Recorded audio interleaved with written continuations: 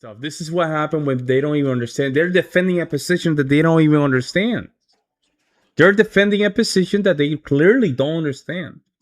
These numbers has been these numbers has been the same for the last 30 years. They haven't changed though. And now you're saying I've been misled. That means you're talking from a position of how do you call this? A position of ignorance at this point. And isolated from realistic numbers. But I know in this country, from the time that we got here and until now, there's never been hordes of black people that just go out and maraud and menace white people. Interactions happen and things do occur. I'm not saying that they don't, but not by and large in number. We can't be this small a percentage of the overall population and still have the numbers that people try to perpetuate on to us. See, black people do more harm to other black people than we do to other white people. Well, that's true. That's true. You know, because people who are close. That's true. We also have historical evidence of groups of white people attacking and chasing black people. Yo, that is so small. I mean, I'm not saying that was okay, but that is so small. It's not even equivalent. You can put the people from the hoods, from the white hoods, all the deletion of the people from the white hoods, all together. It's not even comparable. Let me just get you the numbers. So it's coming after. So like, when people say it's not happening now. So when I'm just saying, and that's the point. Is we're at a precipice right now. That's a part of the historical condition. Well, sure, but someone today. Hold on. I wasn't finished making my point. I wasn't finished making my point. You know, when like I said, black fatigue, that's the newest mantra that's been put out into society to make people think that, okay, they tired of black people. They tired of what you said, that we can't say anything about black people. We can't do, well, when you hold all the power, when you hold all the economic Here we go. rights, when you hold all the things that make this country move, when you're in charge of those things, you know what I'm saying? Well, you know what, I put it like this. Black people, white people got the firecrackers, we got the stem. That's it. Y'all got the power. The power is placed. Just to show you, between the Jim Crow era, there were only 4,400 of snowmen deleting coffee beans, right? That's almost what? That's almost 50 years, only 4,400. During the 3 Ks eras. Now, in the last 50 years, how many coffee beans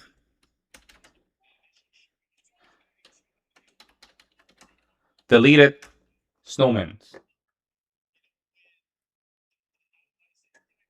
Let me see. Here we go with a bull. Let me see. Give me tens of thousands. Tens of thousands. Give me a number. ChatGPT being stupid. It's very political. The black community.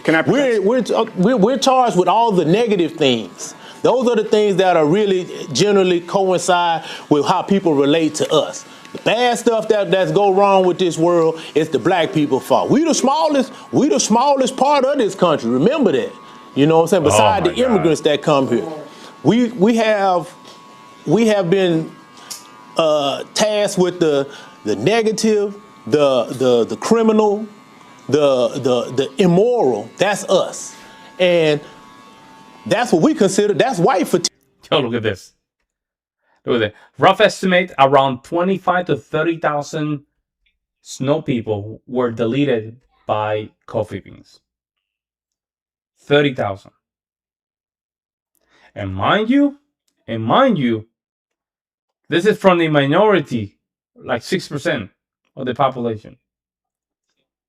Crazy, huh? Crazy. Compared to 4,400. But you know what we do? We just say that's just 4,400 during the epidemic of racism.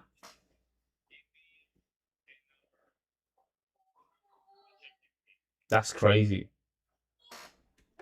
That's crazy, man. How it's always been. So we don't make up words for it or terms for it. So now you have a frustrated group of white constituents that feel like, oh, we can't say anything. We have to do this. We have to do that so you don't be deemed as that. Well, if you wasn't that in the beginning to start with, there would be no need for the reform or the. Nope. What happened here? Uh-oh.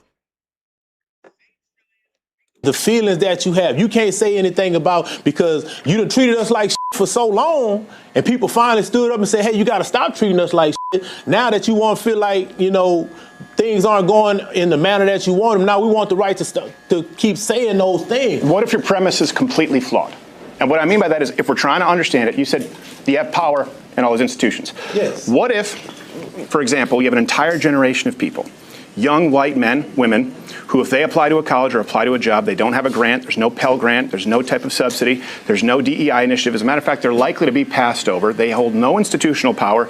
And when you say black people haven't done anything, when you think of this white person, a young white person, because I'm seeing some people become radicalized and it can become a problem. Yeah. And then they see billions of dollars and riots and damages all summer long, and then they go, why is this happening? Black Lives Matter, right? So they're going to make that connection. Now they have no institutional power, but if they go into a neighborhood that's largely black, they're going to get the shit kicked out of them.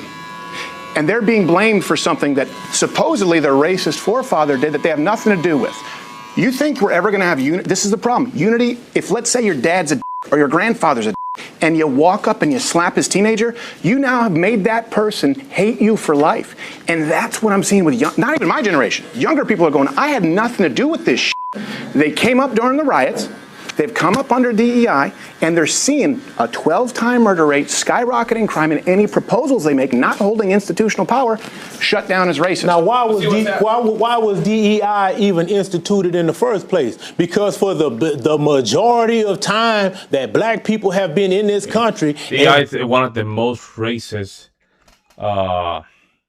implementations. I don't know how to call that, like a law, I guess.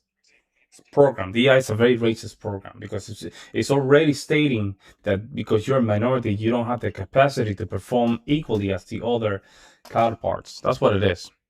It's a very racist. Being free, we've initiative. been denied so much. Somebody somewhere had to put some things in place to provide access of some kind. If you believe that, that's fine, but you can't tell that young white kid who had nothing to do with it that he should just sit down and take it. Especially when they're getting killed at 12 times a That's what America's been telling us for the longest. The young white man that has to not in my deal with the lifetime. DEI, the young person of this generation that you said that feels they're misled by the being mistreated by the DEI. Yeah, I'm just using an example. They don't hold any institutional power. Young white people don't. They don't have an advantage. Not yet, because they're young white people. They haven't advanced to where they're middle-aged white people, where the power comes. See, what black people, once again, when you got colleges that denied access to black people, you can't come here. Something had to be put in place. Well, look, y'all got to let some black people come in. Y'all can't just that started happening long before DEI. But see, long before black people were admitted into colleges, HBCUs. Hold on, let me say what I'm trying to say. My bad. I'm trying to make it clear. See, there we go. That's a good example of not. This is a good example of not really understanding emotional control right here. You see that interaction right there? Right there. They want to say what they want to say, but they're not thinking. He's trying to do a senior Wences and talk through you. So that, Well, because you trying to. I get it. DEI is just a new way of wrapping affirmative action. Yeah. Affirmative action had to be put in place because there was the access being denied. So somewhere, the legislation had to be put in place. Well, look, we can't just exclude all of them. So somewhere along the line, they have to be allowed some access. Okay, that was put in place. Now, fast forward till now, those same things that are put in place for those people back in those generations that are still in place, they're not excluding people from getting to places they're just still trying to keep those doors open so that those black people that were coming through that door can still get in. Because if you remove those, over time, we will be denied the access again. If a black person has lower SATs, right, and lower GPA, should he get in over an Asian or a white person? Let me ask. If all things are supposed to be laid out equal, no, you shouldn't get. If you don't have it, See, he doesn't even understand affirmative action. He's just speaking about this. He doesn't understand affirmative action. That's what's have what happening. it takes to get in. No, but It is happening, and I'm telling you, young white dudes are pissed. I'm telling you. That's not the majority of what's happening. It is happening. It is. It is happening. You can literally take that test if you're a black person. Just literally just go all wrong, and you're still gonna get a high percentage of the test. The DEI, first of all, DEI has been more beneficial. I'm a former commercial contractor, all right? DEI and affirmative action have benefited white people vastly more so than black people. All you gotta do is look at the business ownership or what have you, and you notice that as long as that white female happens to be 51%, then she qualifies as a minority and a double minority because she's white, she's among the minority in business ownership, and she happens to be a female, right? So you look at that based on population dynamics, and that automatically tells you this whole thing about DEI was number one, not as much targeted towards blacks as much as it was targeted towards minorities, which includes that LGBT. I agree. All right. So when we talk about that, we need to really deal with the real problem. And as it relates to the riots, let me tell you something right now. Listen, in the black community, I'll be the first to acknowledge, we do have intractable problems that are not going to be solved in one conversation. But what I'm going to say about that, as well as the reason why the black community becomes so infuriated, all right, is when you see gross negligence of justice or misjustice happening and nobody does anything. Like when this guy kneeled on this man's neck, was going back to George Oh my God. Look, if he You see how they're moving from one goalpost to the other because this is how their emotions are. done something when he was subdued and on the ground. What was the real reason for kneeling on his neck except to inflict fatal harm? What was it? I can tell you exactly what it was, and I can tell you why you're not recognizing the problem. Because the opinion polls, and I'm not saying right or wrong, the opinion polls have changed on George Floyd since I last spoke with you. You know why? Why? All the body cam footage came out. You know what? You know why? Because he was there for 12, 15 minutes, asked to be put in the car. They put him in the car, asked for air conditioning, gave him air conditioning, asked to be taken out of the car. They took him out of the car. He wouldn't stop moving. People have watched it now and go, you know what?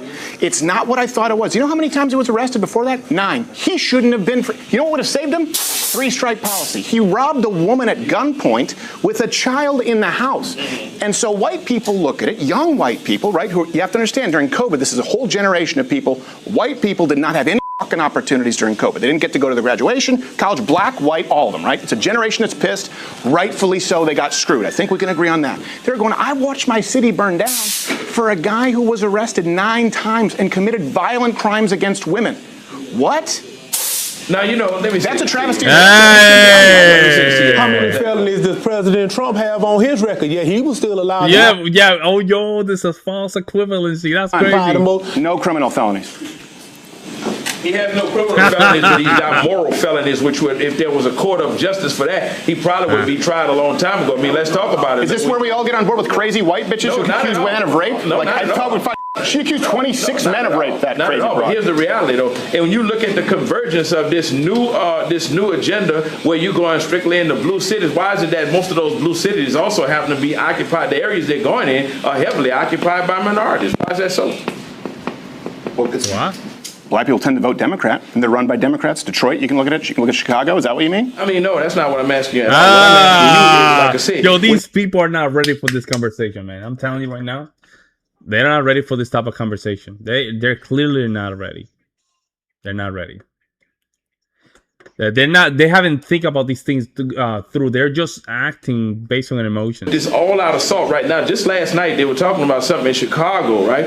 But 1 o'clock in the morning, you had people in military gear, what have you, helicopters and all this kind of stuff. Why? Like this shit. Not just knocking doors down, but dragging people out. Because it's the murder capital of the country. You just said black people are more harmed by this. We don't want to take out murderers? No. I think really what truly was you confusing what I'm trying to say to you. What are you trying to the say? National Guard in Chicago? No, what I'm trying to say to you is this, though. If we're going to talk about the problem, let's talk about the problem in its totality. The fact about it is, when you talk about white America being pissed, white America is going to always find a reason that doesn't fit their narrative or what have you. But what white America fails to talk about, and what never ceases to amaze me, is the fact that the biggest threat is not going to come from blacks. The biggest threat is coming from within. You look at the average person that's been committing some of the most heinous crimes over the days, it's 22 to 29-year-old white males, right? Look at how ready they were. It's just not true, man. Violent crime, you just said, like you said, a small percentage of the country, about 12 to 13%, 50% of the violent crime. But the murder, a 12 times likelihood. That's excuse. If you just, So you don't listen to them? No, I said that particular stat is skewed. It's not skewed.